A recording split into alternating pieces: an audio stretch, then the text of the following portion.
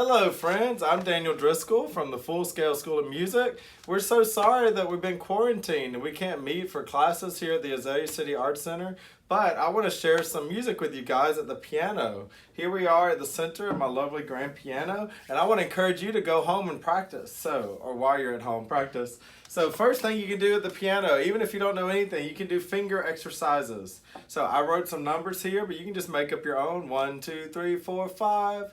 You got to practice moving all your fingers, right? So that would be your fingers going up and down. You could do it with your left or your right hand.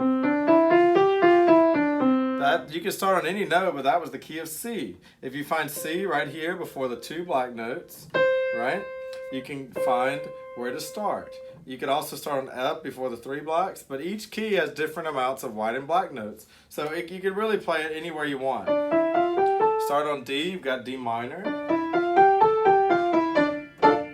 That's fine, you can play it anywhere. So that's your first thing, play your finger exercise. 1, 2, 3, 4, 5, 5, 4, 3, 2, 1. Start on any note, you might have a different mode, but that's okay. And then I wrote a different one here where you just do two fingers. 1, 2, 1, 2, 1, 2, 2, 3, 2, 3, 2, 3. You see it? 3, 4, 3, 4, 3, 4.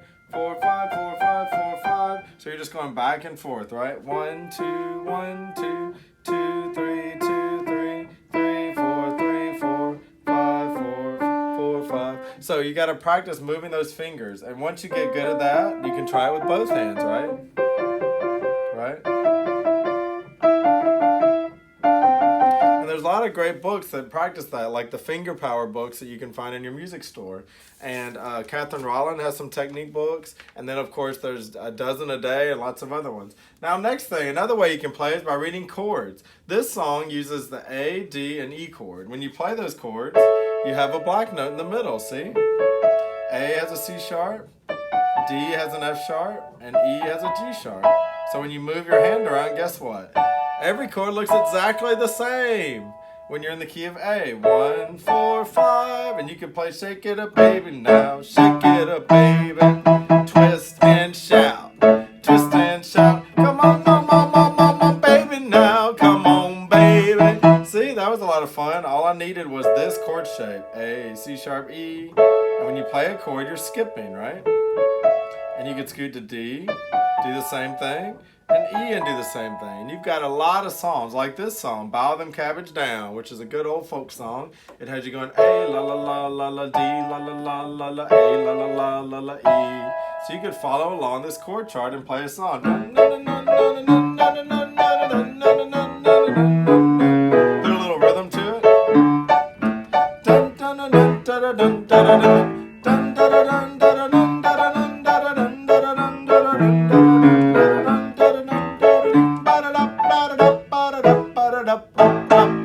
So using your chords, you can make music that way. So we did finger exercises, and then we talked about using chords. If you did the same song, you could try it in the key of C and just use white notes, right? There's your C chord, your F chord, and your G chord. What do you know? My hand just scoots over and plays white notes. Key of C is just all white notes. So you can play Twist and Shout in that key, right? Shake it up, baby, now. Shake it up, baby. Twist and shout. Twist and shout. I'm doing a C skip, F skip, G skip. See, it's not that bad, right? And Bow Them Cabbage Down is the same notes. So we did chords, we did finger exercises. You could also play some of your favorite songs, order a songbook like Hamilton or Star Wars. And with those, it takes a little more time to learn to read the music, right? Which is definitely worth it. It just takes a lot of time.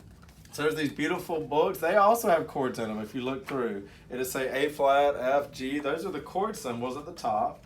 And like this Star Wars book, it also has the chords in it. So you can learn to play a Star Wars song and use those chords and those scales that we were talking about. And then of course you have pieces like solo pieces. You have your lesson book that a lot of my students use for their lessons, right?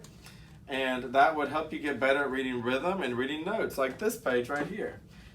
You see the rhythm here? It has you going walk, running, walk, running, walk, running, walk, walk. So you can't be good at playing piano if you don't have good rhythm, just like any other instrument. So you have to practice that too. You can play it with a note, walk, running, walk, running, walk, running, walk, walk. You could add a chord to it. Walk, running, walk, running, walk, running, walk, walk. And all of a sudden you've got a song based on one little simple rhythm.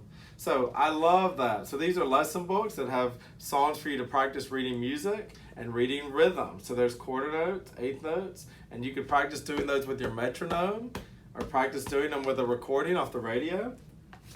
There's other books that have famous songs you could play, like Can't Stop the Feeling, right? You can practice those. And some of these books also have chord symbols in them.